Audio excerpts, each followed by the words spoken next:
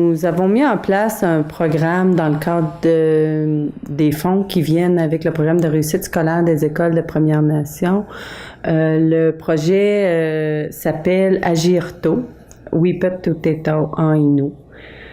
C'est un programme qui s'adresse surtout à la petite enfance, c'est-à-dire aux enfants qui arrivent à l'école, la clientèle préscolaire 4-5 ans.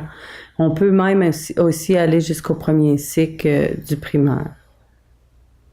L'objectif du programme, c'est de maximiser les chances de réussite des élèves en intervenant très tôt, le plus tôt possible dans leur cheminement, pour les aider à réussir dans leur cheminement scolaire. Dans nos activités qu'on a mis en place dans les milieux, on a fait beaucoup d'activités de développement de la lecture et de l'écriture. On a mis en place des stratégies pour la stimulation du langage. On a offert plusieurs formations aux enseignantes des écoles, surtout au niveau du dépistage précoce, pour qu'elles soient en mesure de dépister le plus tôt possible les problématiques et intervenir dès la petite enfance pour que l'enfant soit prêt quand il arrive en première année là, à commencer son apprentissage de la lecture et de l'écriture. Il faut savoir que dans nos écoles, au niveau du préscolaire, l'enseignement se fait en langue innu avec quelques heures de francisation par semaine. On a aussi travaillé beaucoup au niveau de l'implication parentale.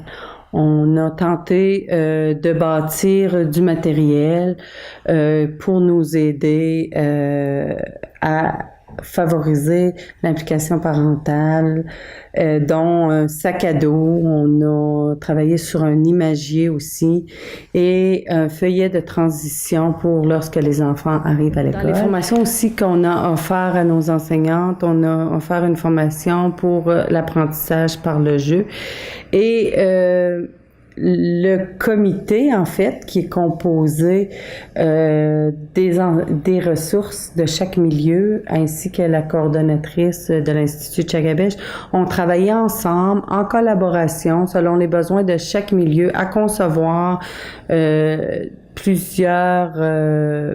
concevoir tout le matériel pédagogique nécessaire et qui est utilisé dans les écoles. Moi, je crois qu'il faut que ça dure dans le temps. Donc, au niveau de la pérennité, il faut pas que ça dure juste un an parce que il faut qu'on soit capable de voir au fil des ans les résultats que ça peut apporter. Il faut que ce soit aussi un travail de collaboration entre les différents milieux, entre les différents intervenants. Et tout ça, ça doit se faire vraiment dans le respect de la langue et de la culture de la Première Nation.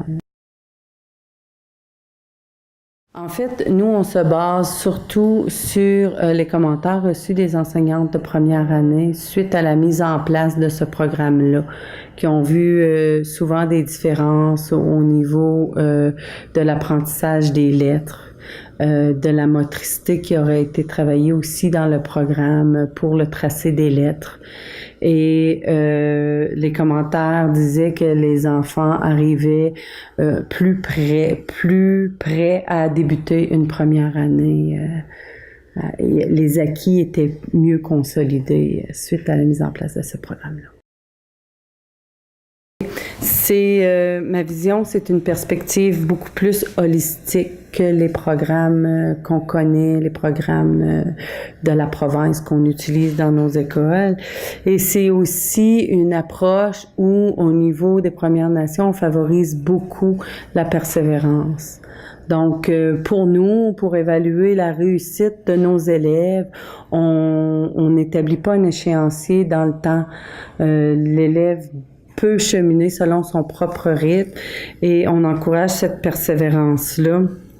On respecte le rythme d'apprentissage de l'élève. C'est une vision plus holistique de l'éducation que celle que nous avons actuellement avec les programmes de la province. On encourage beaucoup la persévérance et le respect du rythme de chaque élève en valorisant la langue, la culture. Aussi, la fierté de son identité est importante pour la réussite scolaire. Donc, tout ça doit être mis de l'avant. Et peu importe le temps que ça peut prendre à un jeune pour avancer, c'est son éducation là, tout au long de sa vie. Moi, je crois qu'on s'en va vers une prise en charge plus grande par les Premières Nations. Et pour ça, il va falloir qu'on arrive à reconnaître un curriculum bâti par les Premières Nations pour les Premières Nations et que dans nos écoles, on retrouve du matériel qui est culturellement adapté pour nos jeunes. En fait, on aurait besoin de ressources spécialisées, autant en éducation, au niveau pédagogique qu'en langue et en culture. Ce qui est important, c'est que on retrouve une combinaison des trois. Pour ça, si c'est pas possible dans une seule personne, ça demande une collaboration puis un travail d'équipe.